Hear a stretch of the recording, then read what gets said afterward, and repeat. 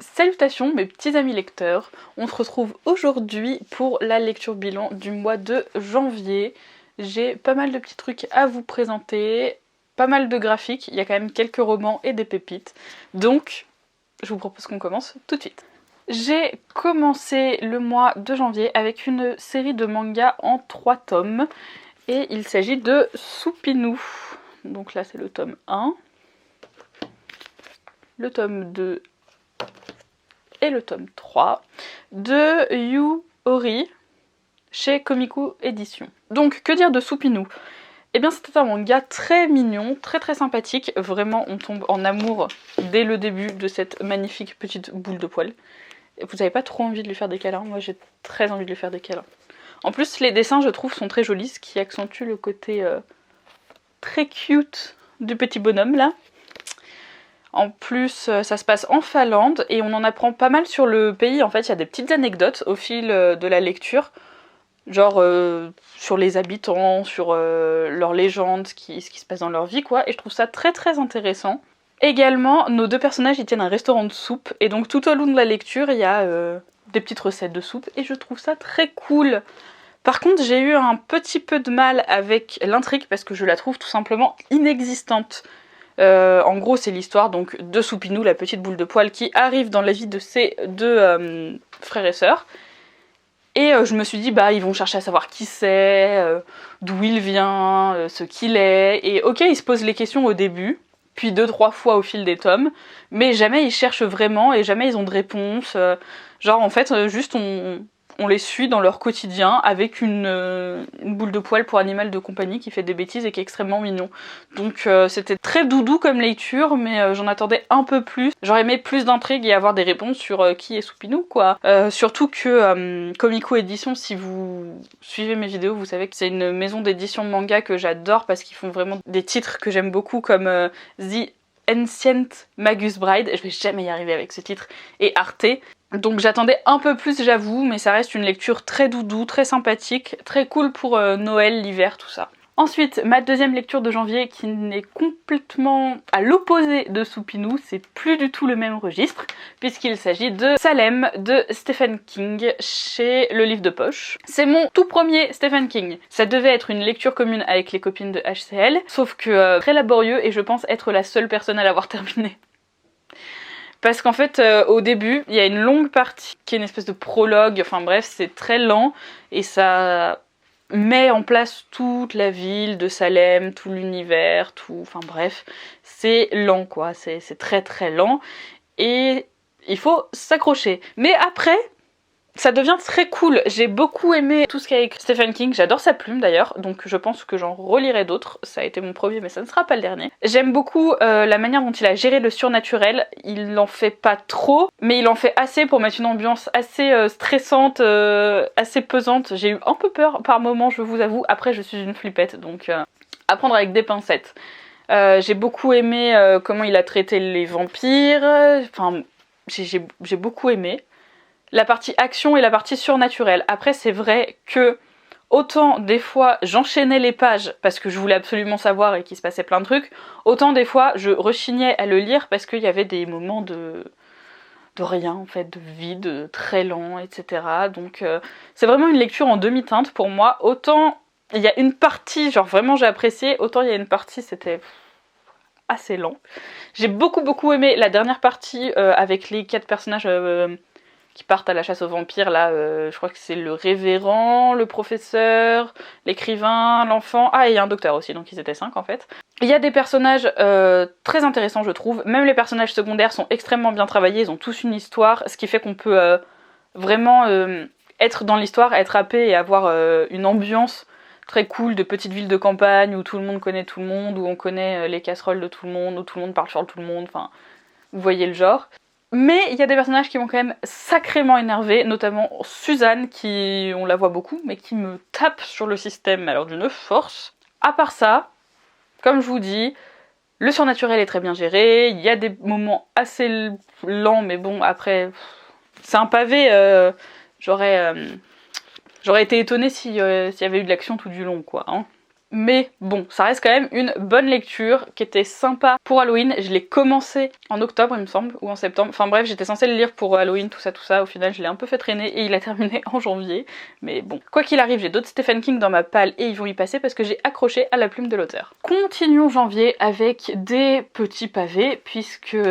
J'ai lu Dune de Frank Herbert aux éditions Pocket, qui pour le coup, hein, encore une fois, c'est un beau bébé de près de 900 pages, n'est-ce pas? 890. Et là, pour le coup, coup de cœur absolu. Absolu, je vous conseille de lire.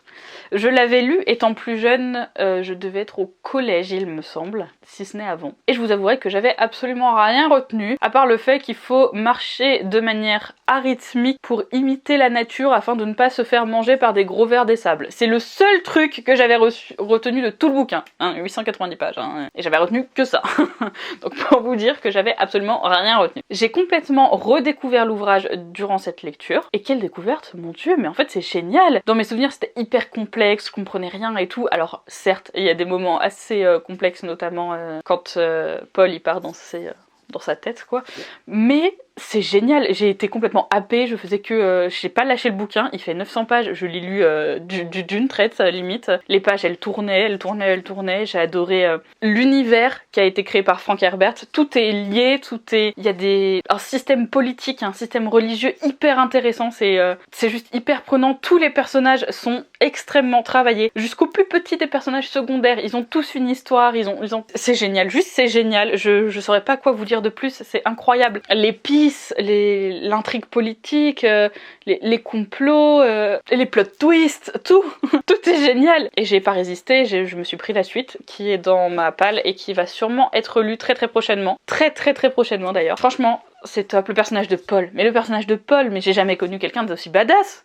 Il est incroyable cet homme. Incroyable.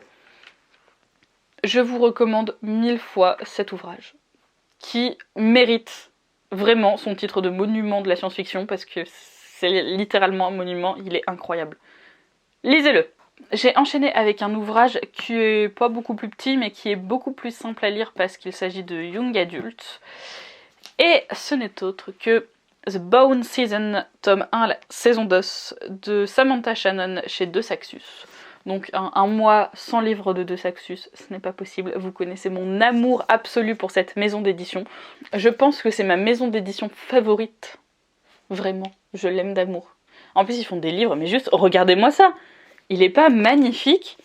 Vous avez pas envie d'avoir que des livres comme ça dans votre bibliothèque? Moi si. Donc, The Bone Season, Samantha Shannon avait écrit Le Prieuré de l'Oranger. Je sais pas si vous vous rappelez, mais j'avais adoré Le Prieuré de l'Oranger. Et j'ai adoré ce livre, vraiment. J'ai adoré surtout, j'ai été vraiment prise par le système de magie qu'elle a inventé. Il y a un système d'aura, il y a différentes classes de magie, ils peuvent faire certaines choses, etc. C'est un peu hiérarchisé et je trouve ça très cool. J'ai pas vu ce système de magie dans beaucoup de livres. Après peut-être que juste je n'ai pas lu les livres qui ont ce système de magie là, mais pour moi c'était une découverte, ce qui fait que j'ai beaucoup apprécié. J'ai beaucoup apprécié aussi le côté dystopique et le côté double dystopie en fait. Il y a une espèce de... Enfin, c'est un peu compliqué mais il y a une espèce de dictature qui est imbriquée dans une autre dictature. Genre les méchants sont pas forcément que ceux qu'on pense.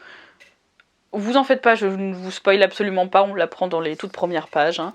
Les personnages par contre, j'ai eu un peu de mal. Autant les Rephaïm qui sont... des êtres qui viennent d'Onsezu m'ont beaucoup intriguée parce que j'ai très envie d'en savoir plus sur eux. Autant le personnage principal qui s'appelle Paige, elle m'a tapé sur le système, elle a des réactions des fois complètement illogiques et complètement prévisibles. C'est un truc qui a fait que cette lecture n'a pas été un coup de cœur, contrairement à d'autres de Saxus, c'est que vraiment... j'ai pas eu de surprise en fait. Il y a pas mal de trucs que j'ai trouvé assez prévisibles autant dans l'intrigue que dans la romance. La romance, on la voit venir, mais dès les premières pages, quoi. On est là en mode, ok, c'est bon, j'ai trouvé. J'avoue que ça m'a un peu saoulée, et c'est vraiment ça qui m'a gênée, parce que le reste est vraiment super. L'univers, la magie, l'action, il y a quand même pas mal d'action, malgré le fait que ce soit un premier tome, et donc une mise en place d'univers. Le début est, comme dans tous les premiers tomes de fantasy fantastique, un peu un peu lent parce que c'est mis en place quoi. Mais très vite, il y a beaucoup d'actions, de retournements de situation, etc. Et franchement, on s'ennuie pas. Le seul vraiment petit bémol, c'est la prévisibilité de certaines scènes et de certaines choses quoi.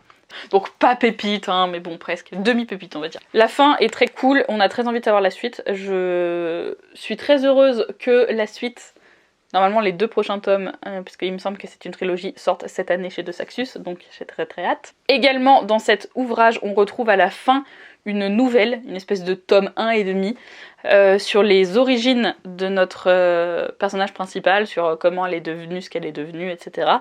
Et pour le coup, gros coup de cœur pour cette nouvelle qui est très cool, pas mal d'action, assez girl power, tout ça, vraiment. La nouvelle à la fin, gros point positif. Ensuite, j'ai enchaîné avec un livre plus court cette fois-ci puisqu'il s'agit d'un petit manga, enfin petit, quand même assez gros. Sailor Moon de Naoko Takeuchi, le premier tome de l'édition éternelle chez Pika Édition.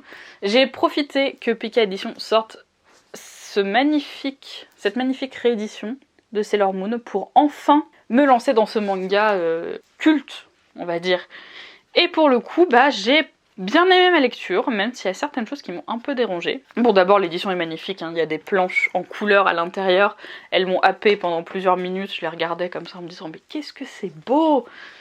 L'histoire aussi, j'ai bien apprécié comment l'héroïne découvre ses pouvoirs, comment elle cherche à se battre mais pas seule.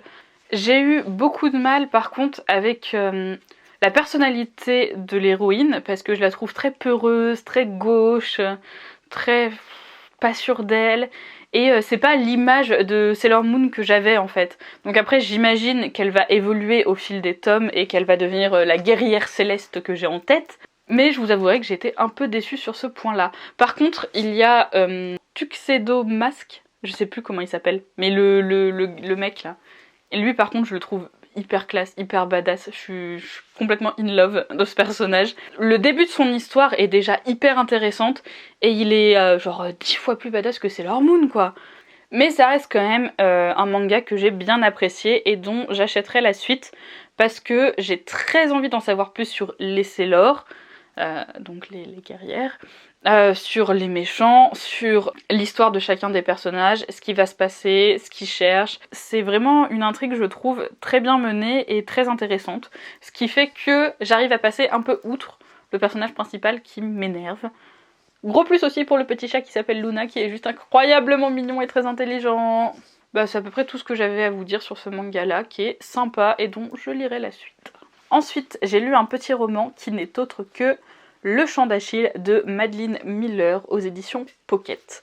J'avais lu Circé, si vous avez suivi mes vidéos, et ça a été un véritable coup de cœur. Là pour le coup c'est pas un coup de cœur mais vraiment pas loin, ça l'a frôlé. J'adore toujours autant la plume de Madeline Miller, j'adore toujours autant le fait qu'elle romance des histoires mythologiques. Ici on suit les déboires amoureux mais pas que de Patrocle et Achille et pour le coup ils sont incroyablement mignons. C'est une histoire d'amour si pure, si belle, elle est éternelle, rien ne pourra jamais les séparer, je suis complètement tombée sous le charme de ces deux zigotos. J'ai aussi beaucoup aimé toute la partie guerre de Troie avec les intrigues politiques, militaires, divines aussi parce que les dieux sont intervenus dans cette guerre. Il y a pas mal de moments qui sont assez plats où il n'y a pas forcément d'action mais l'histoire est si belle et si poétique qu'en fait ça m'a absolument pas dérangée et que j'ai vraiment beaucoup aimé suivre les Patrocle et Achille quoi. L'histoire est si belle, Madeline Miller a bercé mon cœur pendant toute la lecture jusqu'à la fin où elle l'a juste brisé, elle l'a jeté par terre et elle a sauté dessus à pieds joints. Cette fin est horrible, j'ai pleuré, mais j'ai pleuré. Elle est horrible mais en même temps elle est si belle, c'est vraiment... Je sais pas quoi dire mais Le Chant d'Achille vraiment c'est un livre qui m'a bouleversée, il est incroyablement beau, incroyablement poétique, il donne tellement de belles valeurs, on suit quand même l'amour entre deux hommes, mais en plus deux hommes, un qui est prince et un qui n'a plus de titre parce qu'il a été déchu, et c'est compliqué pour eux, mais ils lâchent rien. Je trouve ça incroyable, j'ai trouvé ce livre incroyable, j'adore la manière dont c'est romancé, j'adore retrouver tous les personnages mythologiques, bref, je suis complètement sous le charme. Là je suis juste hyper triste parce que elle en a écrit que 2 comme ça et moi j'en veux d'autres.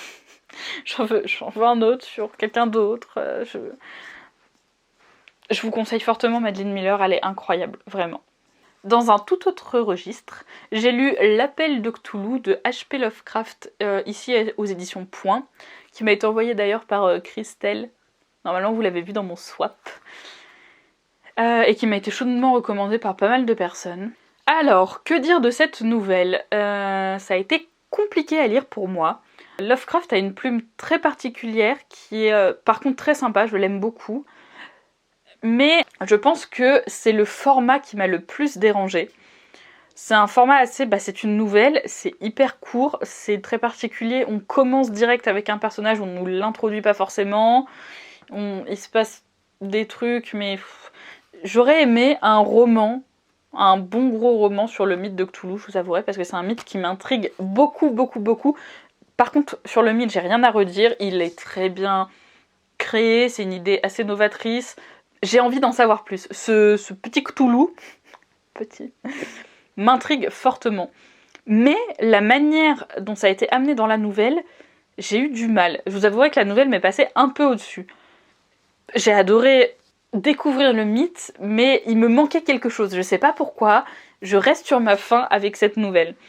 J'ai envie d'en savoir plus. Donc je vais me renseigner, parce que je ne connais pas beaucoup l'univers de Lovecraft et ce qu'il a écrit, et je vais voir s'il y a d'autres choses que je pourrais lire pour en savoir plus, enfin bref, pour mieux apprécier cette nouvelle, parce que je pense qu'il me manquait des choses, et ça m'énerve un petit peu parce que le mythe est super intéressant et moi m'intéresse vraiment beaucoup. Donc voilà, c'est une lecture un peu en demi-teinte aussi sur ce bouquin pour moi, parce que j'ai l'impression qu'il m'est passé au-dessus. Enfin, j'ai terminé le mois de janvier sur une note un peu plus légère avec le deuxième tome de la BD Kaamelott d'Alexandre Astier et Steven Dupré chez Casterman BD. Et pour le coup, il s'appelle Les sièges de transport, ce deuxième tome. J'ai été un peu déçue par rapport au premier tome. Le premier tome m'avait beaucoup plu, l'histoire qui était inédite comme dans tous les tomes de la BD Kaamelott m'avait bien nappé. Autant celle-là, je me suis un peu fait chier, je vous avouerai. J'ai pas eu beaucoup de moments de rigolade, de franche rigolade, contrairement au premier tome. Vraiment, l'histoire des sièges de transport avec les Vikings, ça m'est un peu passé au-dessus, quoi. Par contre, il y a Vennec qui est réintroduit dans ce tome-là, et j'avoue que lui, par contre, il m'a bien fait rire et c'était sympa de le retrouver. Donc c'est une BD, donc forcément c'est assez court, ça fait une 50aine de pages, c'est le format BD, mais je trouvais que c'était pour le coup vraiment peu et qu'il n'y avait pas grand-chose. Ça m'avait pas fait cette impression-là quand j'avais lu le premier tome, donc je ne sais pas si c'est ce tome-là, si c'est parce que le format BD n'est pas adapté à ce que j'aime, mais le premier je l'avais vraiment beaucoup aimé, donc je sais pas trop. J'ai le troisième, pardon, dans ma palle, donc je vais le lire le mois prochain, et pour le coup, on va voir si c'est vraiment le format BD qui me pose problème, ou si c'était juste ce tome-ci, l'histoire qui m'a pas transporté, hein, les sièges de transport, cette petite blague. On va voir avec le prochain tome, mais celui-là, pas ouf pour moi, malheureusement. Après, l'humour est toujours sympathique, hein, Astier, ça reste Astier. Les dessins, je trouve, sont cool, donc ça c'est un bon point aussi. Mais voilà, l'histoire sans plus, pour ce tome-ci, du moins. J'ai fini de tout vous présenter, donc maintenant, bien évidemment, il va falloir que j'en choisisse un seul à vous recommander sur ce mois de janvier, et cette fois-ci, mon choix est vite fait. J'en ai qu'un, je vais pas tricher, je vais pas en dire 2-3. Dune de Frank Herbert, voilà, lisez-le tous. Monument de la science-fiction qui mérite d'être lu par l'univers entier. Sur ce, je vous souhaite une bonne journée, soirée, semaine, week-end, enfin bref, un bon moment. Et je vous dis à une prochaine fois pour une nouvelle vidéo. Bye!